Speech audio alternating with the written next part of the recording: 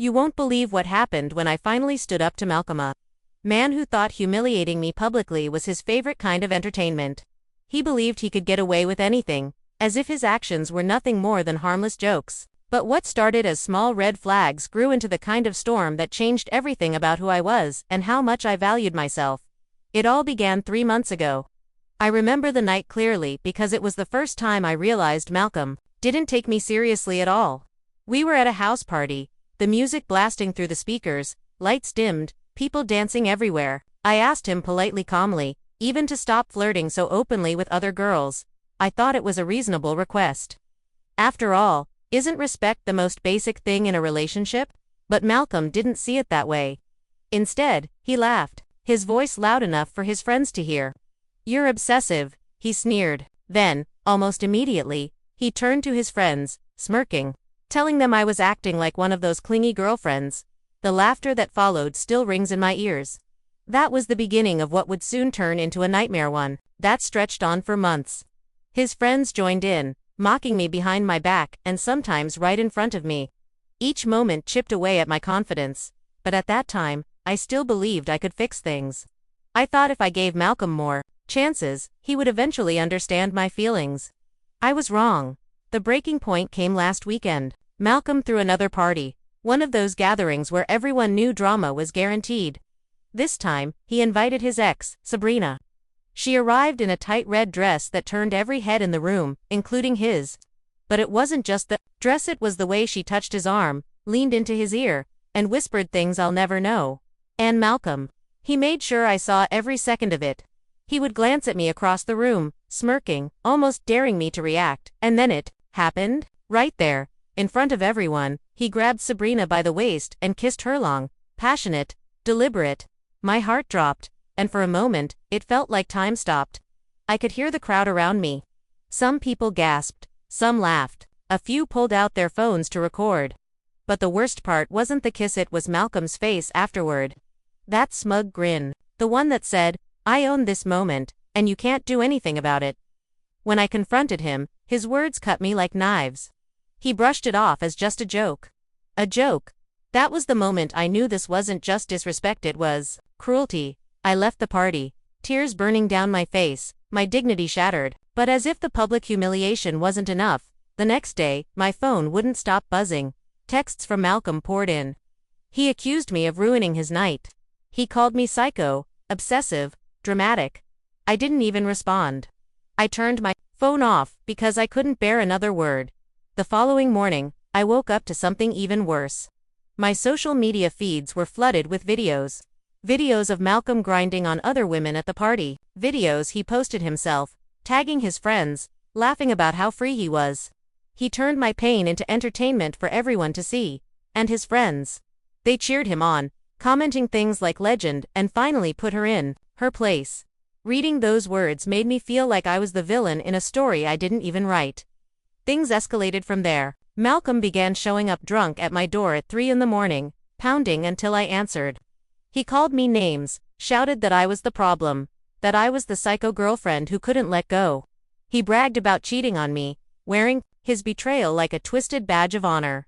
His friends messaged me too, mocking me, saying I needed to chill and stop taking life so seriously. To them, my relationship, my feelings, my pain, it was all a game. But something inside me shifted.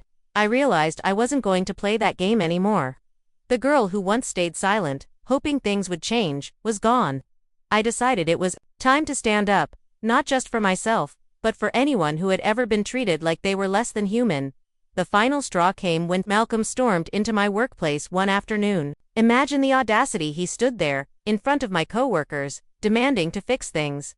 His version of an apology. He claimed I misunderstood the joke.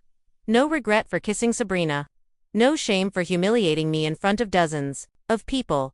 No responsibility for the months of insults and games. Just pity for what he called my sensitivity. That day, something inside me broke, but not in the way he expected. Instead of collapsing, I felt stronger than ever. I knew it was truly over. What Malcolm didn't see coming was my family stepping in. His lies spread fast, and he tried pulling both our families into his web. He painted me as irrational, jealous, controlling. But my sister, my biggest supporter, saw through it immediately. She stood up to him, refusing to let his version of events become the truth. When my parents heard everything, when I laid out the pain and humiliation he had caused, Malcolm's carefully crafted mask started to crack, and then came the part I had been waiting for, the trap. Malcolm had one fatal flaw: his arrogance. He loved bragging about his conquests, about how he always came out on top, so I played his game. I coaxed him into showing me the videos he and his friends had recorded that night. What I saw was worse than I imagined: deliberate cruelty, carefully planned moments of humiliation, all designed for their entertainment. But what Malcolm didn't know was that I was recording too. Every confession, every laugh, every excuse. I caught him red-handed, admitting to the plan. And when I finally hit send, sharing the damning evidence with both our families, the fallout was immediate. The storm I had held back for months exploded in full force. Malcolm's world came crashing down. The frantic messages started almost instantly. At first, he begged for forgiveness. He said he didn't mean it, that it was all in the heat of the moment. But when I didn't reply, his tone shifted. The begging turned into anger. The threats came empty, desperate words from a man who had finally lost control. But I didn't crumble. Not this time. I stood tall, knowing that no amount of manipulation, no cruel joke, no public humiliation would ever break me again. I had the truth on my side, and for once, Malcolm had nothing to. Anyone out there reading this who has ever been disrespected, manipulated, or treated like their feelings don't matter, hear me clearly. Know your worth. Don't let anyone convince you that you're overreacting or too sensitive when your heart is being trampled. Respect is the foundation of every relationship, and if someone cannot give you that, they don't deserve you. Standing up for myself was terrifying, but it was also freeing. I realized I wasn't just standing against Malcolm, I was reclaiming my power, piece by piece. And you can too. Don't settle for being anyone's doormat. Don't let anyone write your story for you. This is my journey, but it's also a reminder.